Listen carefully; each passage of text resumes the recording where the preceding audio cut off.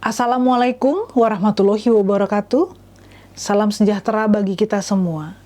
Om Swastiastu, Namo Buddhaya, salam kebajikan.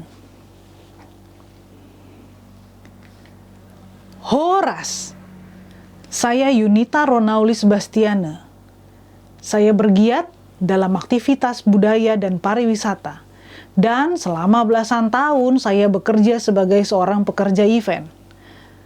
Di Tortor Sangombas, saya adalah koordinator event.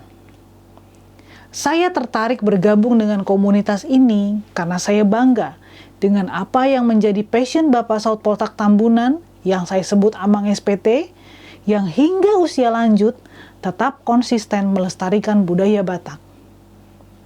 Amang SPT menerima penghargaan Maestro Pelestari Bahasa Daerah tahun 2020 dari Kementerian Pendidikan, Kebudayaan, dan Ristek, yang menurut beliau, penghargaan bukanlah tujuan utama dari perjuangannya. Komunitas Tortor Sangombas didirikan oleh Amang SPT pada tanggal 29 Agustus 2012. Komunitas ini awalnya berkegiatan hanya di Facebook atau secara online, disusul dengan berbagai kegiatan offline.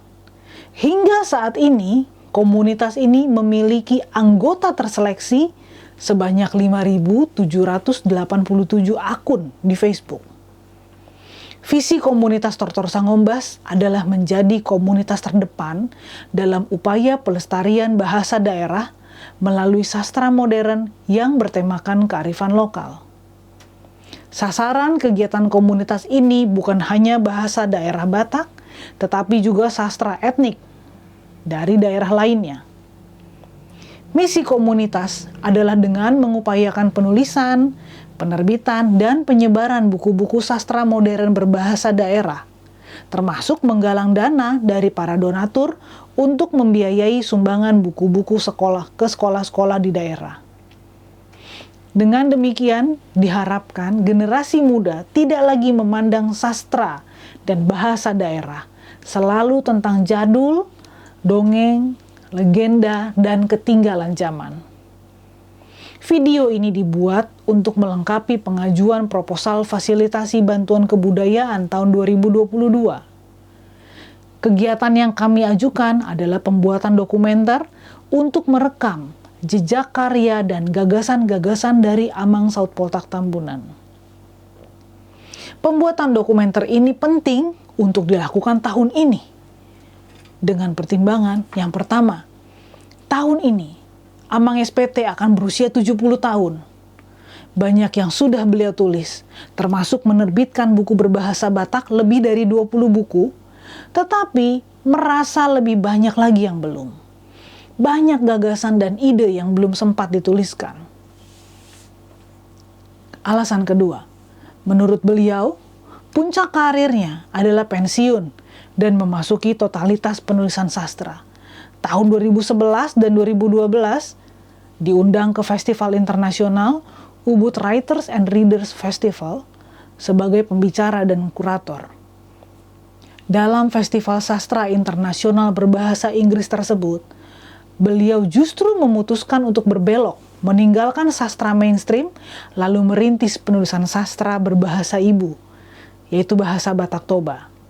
Dengan demikian, beliau adalah orang pertama yang menulis sastra modern dalam bahasa Batak Toba.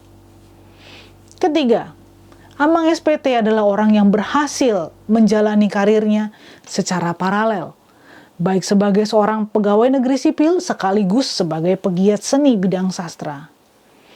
4. Pada tahun 2015 dan 2017, Yayasan Kebudayaan Rancage menganugerahkan penghargaan Rancage kepadanya atas penulisan novel berbahasa Batak Si Tumoing, serta atas jasanya membina dan menghasilkan para penulis baru berbahasa Batak. Para penulis baru tersebut adalah penulis perempuan dan penulis lansia. Pencapaian tersebut turut memotivasi bangkitnya sastra daerah lain, terutama sejak beliau tampil sebagai pembicara pada Kongres Bahasa Daerah Nusantara di Gedung Merdeka Bandung tahun 2016. Kelima, Kemendikbudristek menganugerahkan penghargaan sebagai tokoh pelestari bahasa daerah tahun 2020 atas seluruh upaya dan capaian beliau. Yang keenam, Amang SPT sangat peduli dengan orang jalanan dan kaum difabel.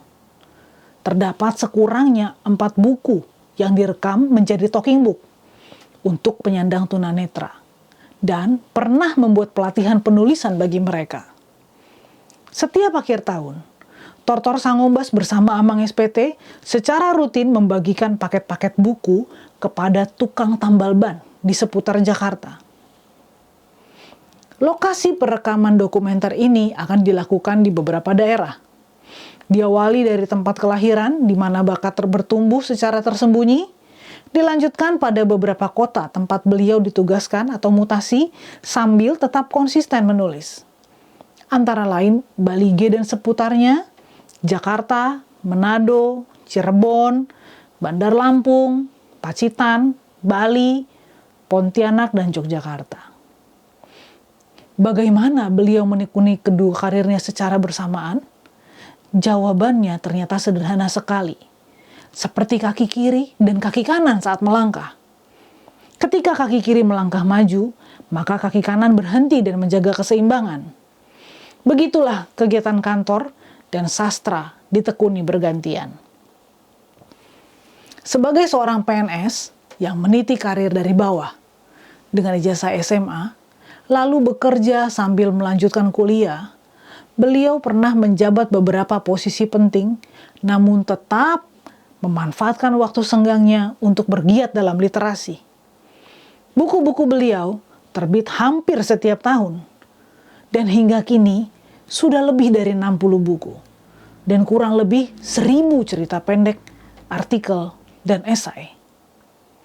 Beliau juga pernah menjadi redaktur, editor tamu, dan kolumnis tetap pada grup majalah besar Indonesia.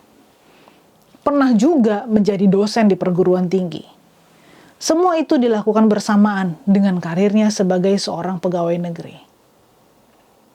Harapan kami, dokumenter ini dapat menginspirasi dan memotivasi generasi muda untuk kembali kepada kearifan lokal dan bangga menggunakan bahasa ibu atau bahasa daerah supaya bahasa daerah tidak punah. Bahasa daerah adalah ekspresi kebudayaan daerah yang menjadi kekayaan Nusantara. Pintu masuk menuju kearifan lokal adalah bahasa daerah. Akhir kata, aspire to inspire before you expire. Ekspresikan jati dirimu selagi masih ada waktu. Ikuti zamanmu, jangan tinggalkan budayamu. Mauliate, salam kreatif.